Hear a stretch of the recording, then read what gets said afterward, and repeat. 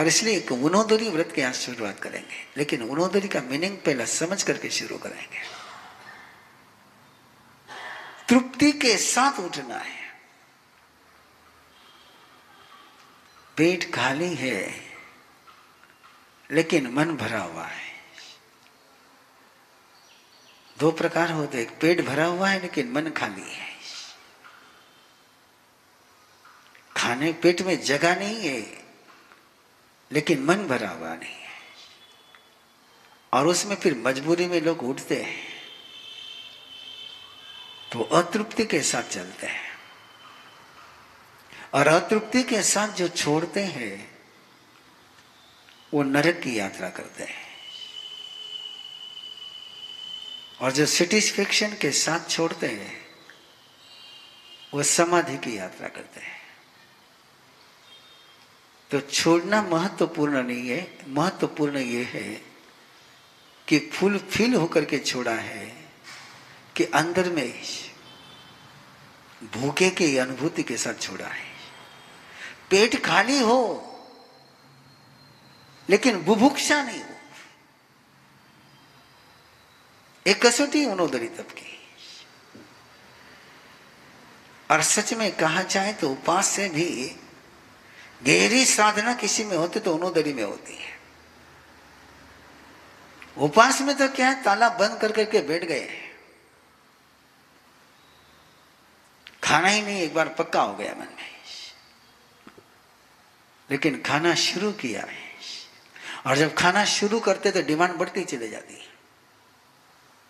ये भी चाहिए, वो भी चाहिए, वो भी चाहिए, वो भी चाहिए। अरे डिमांड कहीं न कहीं अपने को भिखारी बनाती है। इसलिए तो साधु को कहा गया है, वो लेता है, डिमांड नहीं करता है। डिमांड नहीं करता, लेता है, पक्का लेता है। साधु को रोटी भी लेनी होती, कपड़ा भी लेना होता, मकान की आज्ञा भी लेनी होती है। सर्वम से जाइयम होई रथि किंची भी अजाइयम। सब याचित ही है लेकिन भिखारी का याचित नहीं है। वो गवेषणा करता है, वो खोज करता है, लेकिन गिड़गिड़ाता नहीं है। एक छोटा सा प्रयोग आज करें आप लोग, फिर इसकी बाद में हम आगे बढ़ते जाएंगे। बस एक छोटा सा संकेत और कर देता हूं कि प्रश्न व्याकरण सूत्र में 5 महाव्रत के बीच में मध्य में है आचौर्य व्रत। सवाव आदिना दानव वीरमनम, ये मध्य में है। श्रावक के 5 अनुव्रत में भी ये सेंटर में है। एक तरफ अहिंसा और सत्य है, एक तरफ ब्रह्मचर्य और अपरिग्रह है, और बीच में आचौर्य व्रत है। और प्रश्न व्याकरण में तो इतनी लंबी, इतनी गहरी बात कही गई कि जिसने इस व्रत की आराधना कर ली, जिसने आचौर्य व्रत की आराधना कर ली, वही बाकी व्रतों की आराधना के लिए समर्थ होता है। ये नहीं कहा कि जो अहिंसा व्रत की आराधना कर लेगा वो बाकी व्रत की आराधना के लिए समर्थ होगा। ये भी नहीं कहा कि सत्य महाव्रत की आराधना करने वाला बाकी व्रतों की आराधना के लिए समर्थ होगा। ये भी नहीं कहा कि ब्रह्मचर्य की आराधना करने वाला बाकी सारी व्रतों की आराधना करने के लिए समर्थ होगा। आचौर्य व्रत की जो आराधना कर लेता है, अंदर के ऐश्वर्य की अनुभूति जो करता है, वो बाकी चारों व्रतों की आराधना करने के लिए समर्थ हो जाता। इसलिए आचौर्य व्रत की यात्रा थोड़ी गहरी चलेगी, कि अहिंसा को तो फिर थोड़ा समझा गया, सत्य को भी थोड़ा समझा गया है,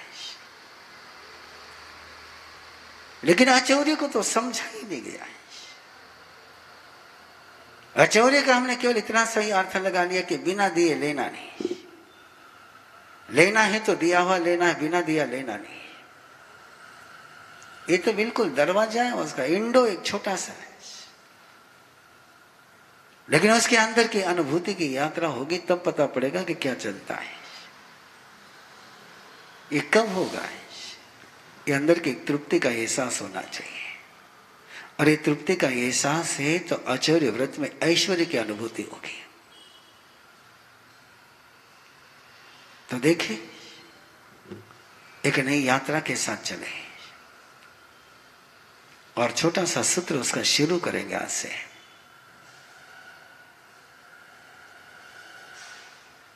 पेट खाली रहते समय तृप्ति का एहसास करेंगे।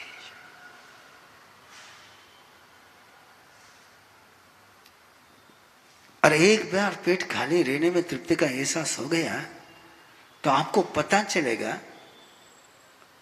कि डाइजेशन कितना आसानी से उसका ऐसा रस बनता है अंदर में।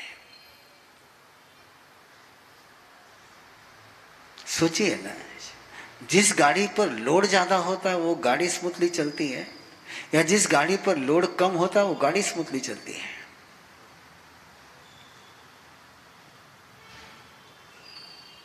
जब आपको सिर पर बोझ नहीं सुहाता, पीठ पर बोझ नहीं सुहाता, मन पर बोझ नहीं सुहाता, तो फिर पेट पर बोझ क्यों लेते हो? जब सिर हल्का हो जाए तो अच्छा लगता है, मन हल्का हो जाए तो अच्छा लगता है, पीठ पर बोझ नहीं रहे तो अच्छा लगता है। और इन तीनों को जहां से एनर्जी जाती है वहां पर क्यों लोड डालते हो? फिर तो पेट को भी थोड़ा हल्का करो, और पेट हल्का हो जाएगा तो नींद भी हल्की हो जाएगी, फिर दिमाग भी हल्का हो जाएगा। लोग पेट को भारी करते हैं और दिमाग को हल्का करने का प्रयास करते हैं, नहीं हो पाएगा। ओबेसिटी का शिकार नहीं बनना है तो पेट को हल्का रखना सीखो। थोड़ा हमारा सीक्रेट बता देता हूं आपको। अभी तो लोगों ने हमको भावना भाना ही बंद कर दिया, लेकिन शुरुआत में जब वर्षी तब शुरू हुए थे तो लोग हमको हजमोला, हवाबान, चूरन की गोलियां हम कहते नहीं चाहिए। नहीं बोले हमारे सब पारना है, थोड़ा समझने का नहीं चाहिए। और मुझे आज तक समझ में नहीं आया कि इतना खाना है क्यों कि जिसको पचाने के लिए हजमोला लेना पड़े। इतना क्यों खाना है? इतना ही खाओ ना जितना तुम पचा सकते हो। उसको स्टेपनी लगा करके फायदा क्या है? कौन से मकान में रहना पसंद करते हो जिसको टेकू लगाना पड़े उस मकान में? तो ये पेट को टेकू क्यों लगाते हैं? ये हजमोला, ये चूरन, ओ अरे तुम्हारे अंदर जो पाचक रस बनता है वो इनफ है। बॉडी को पता है कि बॉडी ने कितना पचाना है, उसके कितने रिक्वायरमेंट है, और जितने रिक्वायरमेंट है उतने एंजाइम बॉडी में बनते हैं। और तुम जिस समय उससे और एंजाइम सीक्रेट कराते हो तो कोई बाहर से एंजाइम थोड़ा आता है, वो तो अंदर को उत्तेजित करता है। एक्स्ट्रा ऑर्डिनरी वर्क कराते हैं आप, और फिर पेट को एक्स्ट्रा ऑर्डिनरी वर्क कराते हो, फिर हार्ट को भी कराते हो, फिर किडनी को भी कराते हो, फिर दिमाग को भी कराते हो, और ओवर टाइम कर करके भी कोई बोनस तो मिलता नहीं है, पनिशमेंट ही मिलती है। तो आपके हार्ट को भी एक्स्ट्रा वर्क नहीं करना पड़े, आपके किडनी को भी ओवर वर्क नहीं करना पड़े। इसके लिए ऊनोदरी का एक छोटा सा व्रत, आप ऊनोदरी शुरू करोगे तो अचौर्य व्रत की साधना शुरू हो पाएगी। और जब तक आपकी ऊनोदरी शुरू नहीं होती तब तक अचौर्य व्रत की साधना ड्रामे के रूप में तो हो जाएगी, लेकिन कैरेक्टर के रूप में हो नहीं पाएगी। अंडरस्टैंड? तो आज से ही शुरू करोगे। 2 घूंट पानी कम पीना, लेकिन तृप्ति में एहसास पूरा करना है। 2 कोर कम खाना, पेट खाली रखना, लेकिन मन भरा हुआ रखना है। ये सारा ऐसा ही मामला चलता, आहार, भय, निद्रा, मैथुन। और जो आहार के साथ होगा वो सब तरफ चलते रहेगा। इसलिए नींद पूरी होने के बाद भी लगता है और थोड़ा देर सो जाए, जैसे वो पेट भरने के बाद भी लगता है थोड़ा और खा ले।